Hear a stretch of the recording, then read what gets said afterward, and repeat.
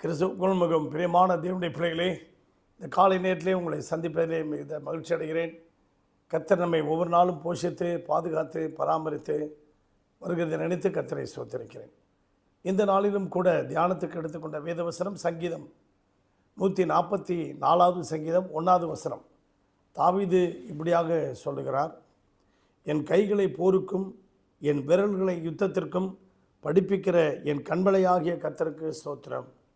என் கைகளை போருக்கும் என் விரல்களை யுத்தத்திற்கும் பழக்க வைக்கிற இந்த கைகள், இந்த விரல்கள் எல்லாவற்றுக்கும் ஒரு பயிற்சியை தேவன் கொடுக்கிறார்.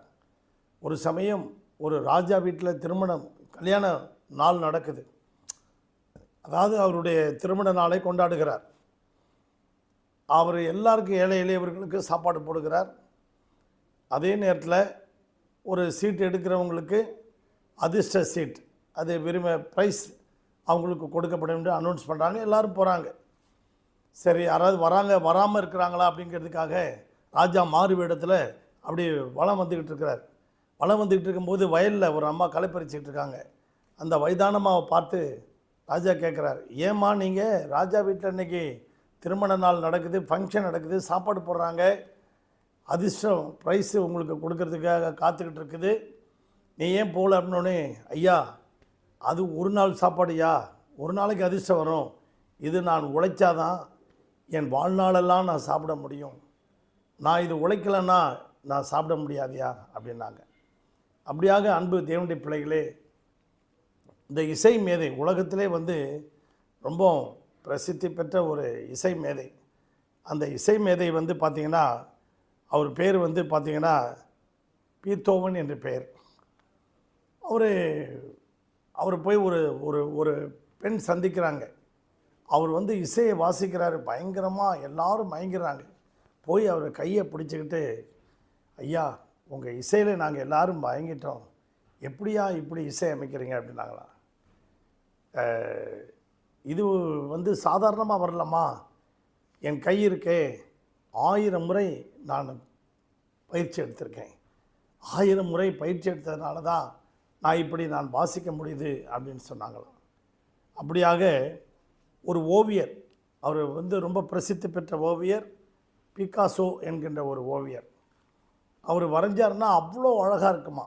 அப்படி அவருடைய அந்த ஓவியத்தை ஒரு பெண்ணு போய் வாங்கி, ஐயா எங்களுக்கு ஒரு ஓவியம் வரைஞ்சி கொடுங்க அப்படின்னு சொன்னப்போ, அந்த ஓவியத்தை வாங்கிட்டு போய் ஒரு மியூசியத்தில் கொடுத்த போது $1000 கொடுத்தாங்களாம்.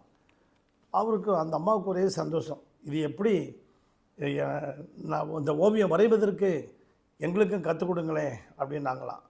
அப்போ அந்த ஓவியத்தை நான் வரைவதற்கு 30 வருஷம் ஆயிடுச்சு, அந்த ஓவிய பயிற்சி எடுப்பதற்கு 30 வருஷம் ஆயிடுச்சு அப்படின்னு சொன்னாங்களாம். அப்படியாக உசேன் போல்ட், அவன் 10 செகண்டில் 100 மீட்டர் ஓடுறான்.